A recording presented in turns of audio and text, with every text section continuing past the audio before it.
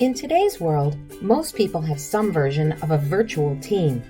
You might have coworkers who work in different buildings, across town, or across the globe. It's important to get your virtual team off on the right foot. I'm Amy Pearl from Work Ignited. In this video, I'll share 5 things you can do to get your virtual team moving in the right direction. First, to head in the right direction, you need to know your destination. Great teams have a clear and common purpose. Take the Buffalo Bills from my hometown.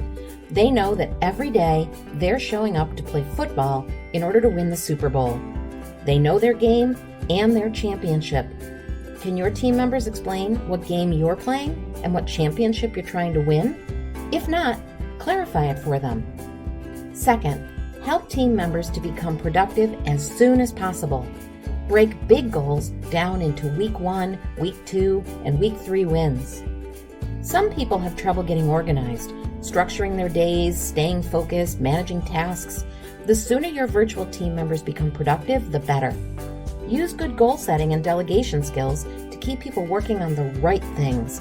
Be sure they know what success looks like and make it visual, as so much gets lost when you're only using verbal communication or emails. Just don't be too prescriptive, as you could come across as being overly controlling or micromanaging. For help, download my Smart Expectations breakthrough tool from the notes section below. Third, create a team meeting framework. Will your team log on to a morning huddle, provide afternoon updates, or tie into a weekly meeting? Even less extroverted people like to feel that they belong to a team. When will you hold one-on-one meetings? And what frequent and regular touch points will you set up with your boss and other key stakeholders to ensure that everyone's in the loop? Create agendas. Be sure to highlight your mission, vision, and goals at each team gathering and summarize action items at the end so everyone knows who's doing what, by when, and how. Fourth, establish ground rules for how team members must work together. Start by answering these questions. What behaviors do you expect to see or hear on a video conference? How should emails, texts, or other written communication be structured? And who should be copied in order to keep inboxes from overflowing?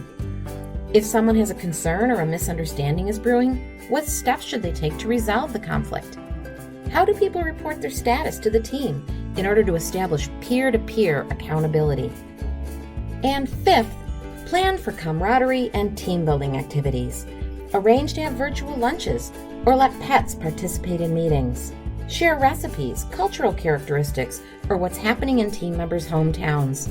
Celebrate successes on a frequent and regular basis. Give team members a chance to showcase what they're working on. Play games or have contests as a group.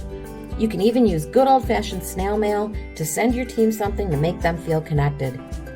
Getting your virtual team launched in the right direction will avoid lots of problems down the road. Even if your team's been operating virtually for quite some time, use these 5 tips to reset. And don't be afraid to work with your team to modify as you go, based on new goals, new team members, and new things happening in the world around us. Need help getting your virtual team headed in the right direction? Go to our website, www.workignited.com, and schedule a discussion with one of our team members. I'm Amy Pearl from Work Ignited. Thank you for joining me.